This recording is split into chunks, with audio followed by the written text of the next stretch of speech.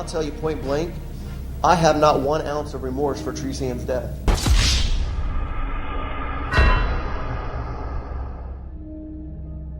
Do you too get mad if someone refuses to apologize after they do something wrong? Even worse is when they don't even show any remorse. Let's look at these killers who showed no remorse in court.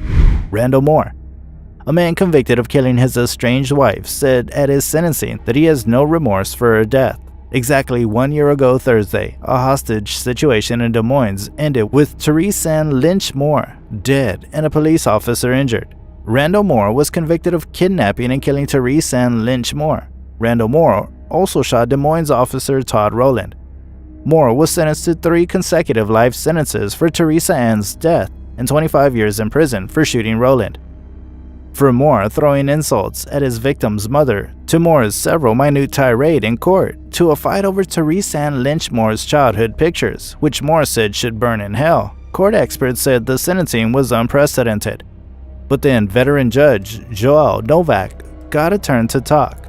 Novak told Moore that it's not Teresa Ann's personal belongings burning in hell Moore should be concerned with. Novak told the court that if anybody didn't know what a piece of work you are before this sentencing, they know now.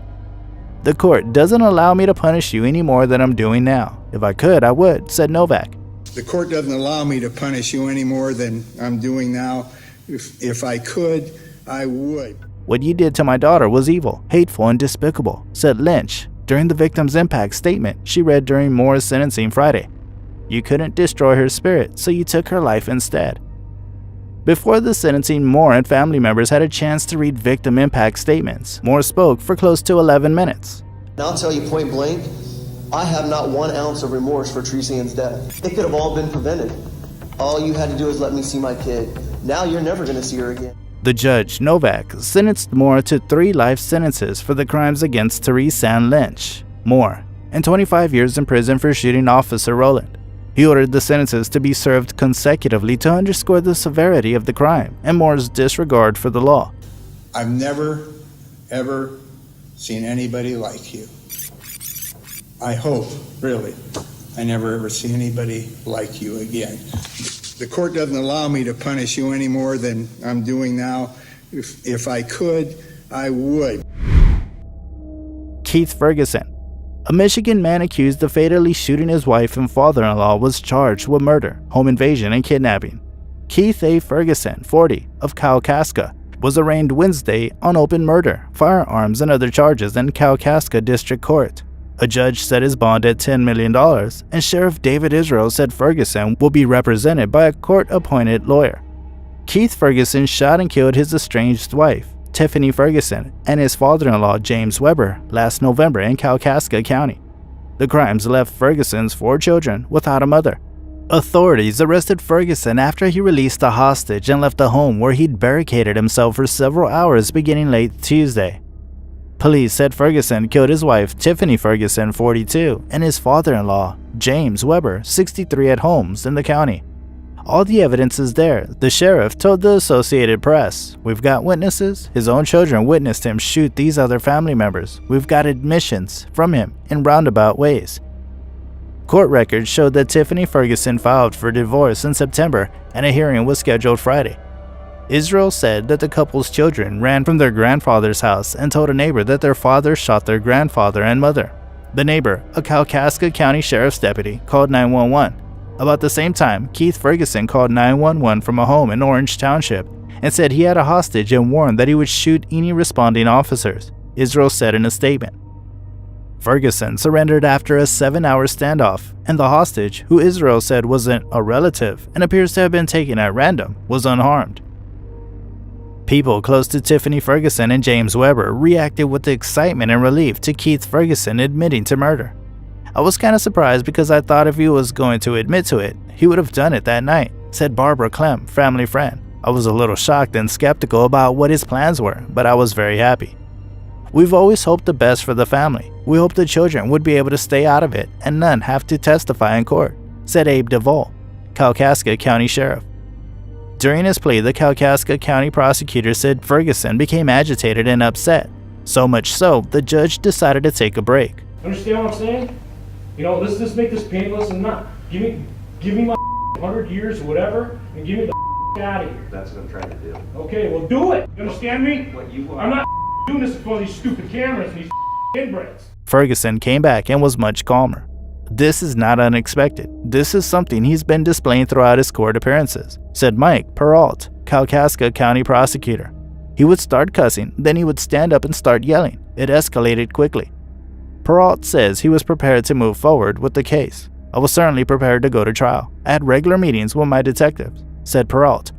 I think this is the end. I just want him to be sentenced, and I want to get the house built for Shirley and the kids, said Clem. The judge sentencing Ferguson Tuesday morning said there was something fundamentally wrong with him, to which Ferguson offered little but said, "Sentence me, kill me, whatever," according to the UpNorthLive.com report. It may not meet the clinical definition of insanity, but there's clearly something fundamentally wrong with you. You're incapable of understanding that intentionally depriving an elderly woman of her husband, her mate for life, and 4 children of her mother, to satisfy your own selfish urges, justice, is something that deserves the most important and serious punishment. You'll never again have an opportunity to hurt any innocent people. You'll never again have the opportunity to be free. Ronnie O'Neill, a Florida man on trial for a double homicide, turned the proceedings into a circus, as he acted as his own lawyer and cross-examined his 11-year-old son, who responded to his dad by testifying, "You stabbed me." Ronnie O'Neill III allegedly murdered his girlfriend and their disabled 9-year-old daughter, then stabbed his then 8-year-old boy before setting the family's Tampa home on fire in 2018. The jury found O'Neill guilty of 2 counts of first-degree murder and attempted first-degree murder. He was also found guilty of arson, 2 counts of aggravated child abuse, and resisting an officer without violence. He talked about Mr. Khalil Brown, my neighbor who stayed across the street. But if Mr. Khalil Brown was a help to them proving me guilty beyond a reasonable doubt, they would have called Mr. Khalil Brown. But I called Mr. Khalil Brown to be a witness for me. And I didn't ask him to lie about one thing that he saw that night. I asked him to tell the jury exactly what he saw that night. O'Neill sat quietly and did not appear to react as the jury foreman read the verdict at 7 p.m., just over 4 hours after deliberations began. The surviving child testified Wednesday by remote video that he witnessed the murders. When it was O'Neill's turn to cross-examine the boy, he asked his son, "Did I hurt you that night?" "Yes," the 11-year-old responded. "How did I hurt you?" O'Neill continued. "You stabbed me," his son replied. On Monday, O'Neill told the courts that the prosecution's evidence was some of the most vicious, lying, fabricating, fictitious government you ever seen, while delivering opening arguments on his own behalf. "I look alone, but I'm backed by Almighty God," O'Neill shouted as he gestured and paced in the Tampa courtroom. Earlier Monday, prosecutors began their closing arguments the same way they began their opening remarks, with a 911 call from 33-year-old Kenyatta Barron, O'Neill's girlfriend, as she pleaded for her life. Prosecutors said by then she had already been shot, and while the recording continued, O'Neill can be heard beating her with a shotgun. O'Neill chose to represent himself, much like his opening statements 1 week ago. You heard Mr. Khalil Brown. You've been hearing me for 2 weeks now, telling you that they committed criminal acts against me with the 911 calls and that fraudulent video that they just showed y'all. He yelled as he spoke to jurors, saying his son's statements were inconsistent and he believes his son was likely coached by the Hillsborough County detective who later adopted him.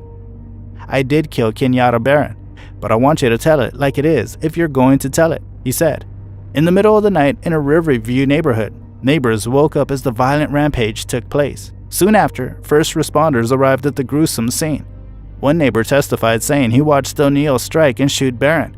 Her body was found outside her home. The young man witnessed Barron running for her life and described it in detail to the jury. His wife tried to run away and he went and he grabbed her and he stood over her, striking her 3 times, and he shot her, the man testified. Prosecutor said O'Neill used a hatchet to kill his 9-year-old daughter, Ranavea, who had special needs and could not talk. One firefighter testified and recalled carrying the daughter's body out of the home. O'Neill tried to fatally stab his 8-year-old son before setting him and the house on fire. The boy's name is also Ronnie, although he now has a different last name after being adopted by one of the detectives in the case. Borough County deputies testified that moments after their arrival, O'Neill's son staggered out of the home, suffering from several stab wounds and severe burns. O'Neill maintains he killed Barron in self-defense after she attacked their children. Prosecutors said the surviving son ran out of the burning house and described what happened. The first words that came out of this brave boy's mouth, "My daddy killed my mommy," Assistant State Attorney Scott Harmon told the court. The jury also heard a 911 call Barron made after she had allegedly been shot. "Okay, Ronnie, I'm sorry," she said as O'Neill was heard yelling in the background. "I'm so sorry, help me. I can't move my arm. My arm is shot up. Ronnie, please." O'Neill told the jury cops fabricated the evidence and coached his son a lie. "The evidence is going to show that I love my children," O'Neill told jurors. "The evidence will not show you that my son witnessed me beat his mom to death, nor did he witness me shoot his mom. In fact, he didn't witness much at all."